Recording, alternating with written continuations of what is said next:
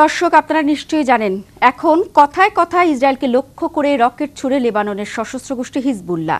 এই তো ইসরায়েলের হামলায় এক কমান্ডার নিহত হওয়ার পর বুধবারও ইসরায়েলকে লক্ষ্য করে ১০০টি কাতিউষা রকেট ছুড়েছে সশস্ত্র গোষ্ঠীটি। হিজবুল্লাহ এক বিবৃতিতে জানিয়েছে জ্যেষ্ঠ কমান্ডারকে হত্যা করা ইসরায়েলের দখলকৃত গোলান হাইটসের দুটি স্থানে এসব রকেট ছোড়া হয়েছে। তারা বলেছে হিজবুল্লাহর যোদ্ধারা Israeli Golan division হেডকোয়ার্টারের Nafa barrack এবং আকাশ ও ক্ষেপণাস্ত্র প্রতিরক্ষার হেডকোয়ার্টারের কেইলা বারিকেনেকে এই হামলা চালিয়েছে। তারা কি বলছে জানেন? ইসরায়েলি শত্রুরা লেবাননের উপকূলীয় শহর তায়েরে যে হামলা ও হত্যা চালিয়েছে সেটির জবাবের অংশ হচ্ছে এই হামলা। আপনাদের জানিয়ে রাখি, ইসরায়েলের হামলায় হিজবুল্লাহর অন্যতম জ্যেষ্ঠ কমান্ডার নিমার নাসের নিহত হন। তিনি হজ আবু নিমা নামেও পরিচিত এবং ইসরায়েলি যে হামলা চালিয়েছে সেই হামলায় কিন্তু তার দেহরক্ষীও প্রাণ হারান। এবং হিজবুল্লাহ একটি বিষয় জানিয়েছে যে হজ আবু নিমা নিহত হওয়ার পর ইসরায়েলকে লক্ষ্য করে এ পর্যন্ত নাকি তারা ৬ বার হামলা চালিয়েছে। এবং একটি বিষয় খেয়াল করবেন যে কাতিউষা রকেটকেই কিন্তু বারবার তারা হামলার জন্য বেছে নিচ্ছে। কেন কাতিউষা রকেটকে বেছে নিয়েছে সেই ব্যাখ্যা আজকে একটু দিতে চাই। কাতিউষা হলো এক ধরনের রকেট আর্টিলারি যা দ্বিতীয় বিশ্বযুদ্ধে সোভিয়েত ইউনিয়ন দ্বারা নির্মিত এবং ফিল্ড করা হয়েছিল। আর্টিলারি বন্দুকের তুলনায় এগুলি কিছুটা ভঙ্গুর, তবে সস্তা। এটি হচ্ছে সবচেয়ে বড় এটির গুণ এবং উৎপাদন করা সহজ এবং প্রায় যে কোনো চ্যাসিসে ব্যবহারযোগ্য।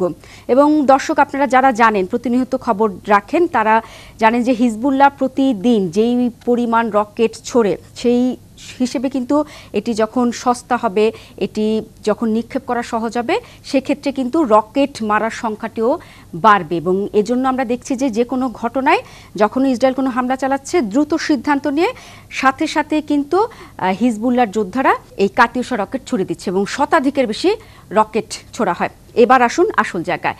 এই যে প্রতিদিন এত এত রকেট ছুড়ে হিজবুল্লাহ, আসলে বাস্তবে কতটা রকেটের মালিক লেবাননের এই সশস্ত্র গোষ্ঠীটি?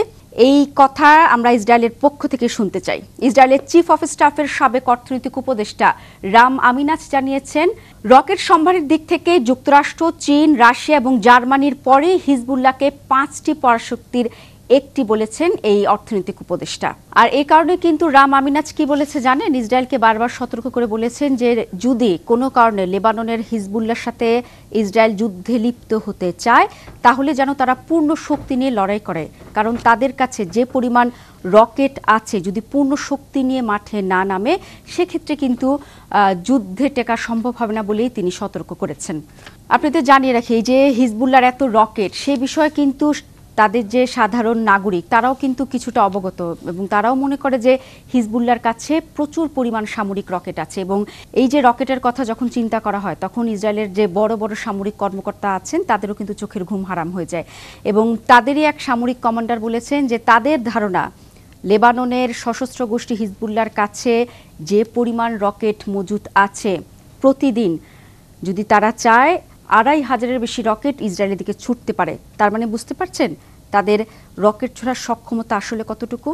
আমরা তো এখনের কথা বলছি, কিন্তু আপনারা নিশ্চয়ই জানেন যে ২০০৬ সালেও কিন্তু লেবাননের এই হিজবুল্লাহ আর ইসরায়েল কিন্তু একটু যুদ্ধে লিপ্ত হয়েছিল এবং সেই যুদ্ধে আমরা দেখেছি রেকর্ড সংখ্যক রকেট লেবানন থেকে সীমান্ত দিয়ে ইসরায়েলে ছুঁড়েছে হিজবুল্লাহ। এবং তখন থেকে কিন্তু ইসরায়েলের যারা সামরিক কর্মকর্তা, ইসরায়েলের প্রতিরক্ষা বাহিনী আইডিএফ ধারণা করে যে তাদের হাতে বিপুল পরিমাণ কাতিউষা রকেট মজুদ আছে, এছাড়া অন্যান্য রকেটও মজুদ আছে। এবং আমরা যদি দেখি সে সময় কিন্তু তেল আবিবকে লক্ষ্য করে বিপুল সংখ্যক রকেট ছোড়া হয়েছিল এবং যে সীমান্ত আছে ইসরায়েল এবং লেবানন সীমান্তে সেখানেও কিন্তু মুহুর্মুহুর রকেট ছোড়ার ঘটনা ঘটেছে। এবং এবার যে প্রতিদিন কোনো একটি ঘটনা ঘটছে সাথে সাথে জবাব দিচ্ছেন, সেটির একটি হিসেব বলে যে বিপুল সংখ্যক রকেট তাদের মজুদ আছে। সে ২০০৬ সাল, আজকে ২০২৪, ১৮ বছরে নিশ্চয়ই সংখ্যাটা অনেক বেড়েছে। কতটা বেড়েছে সেটি একটু আপনাদের জানিয়ে দিতে চাই। সম্প্রতি লেবাননের গ্র্যান্ড শিয়া মুফতি শেখ আহমেদ কাবালান হুঁশিয়ারি দিয়ে বলেছেন তাদের বিরুদ্ধে নতুন করে যদি যুদ্ধ শুরু করা হয় তাহলে নাকি তার ফল ভোগ করতে হবে। এবং সাথে তিনি এও বলেছেন যে শুধুমাত্র ইসরায়েলকে লক্ষ্য করেই নাকি ৫ লাখ ক্ষেপণাস্ত্র নিক্ষেপ করবে হিজবুল্লাহ। এবং আমরা তো মাঝে মধ্যে প্রায় শুনে থাকি যে লেবাননের নাকি হাজার হাজার রকেট একেবারে ইসরায়েলের সীমান্ত দিকে তাক করাচ্ছে। তাদের এসব কথাতেই কিন্তু কিছু টাচ করা যাচ্ছে যে কি পরিমাণ রকেট আসলে তারা মজুত করেছে শুধুমাত্র এক ইসরায়েলকে লক্ষ্য করেই। আমরা তো এতক্ষণ রকেটের কথা বলছিলাম, তবে আশঙ্কার কথা কি জানেন? শুধু রকেট না, ইসরায়েলকে টার্গেট করে বিপুল সংখ্যক ড্রোনও কিন্তু তারা মজুত করেছে।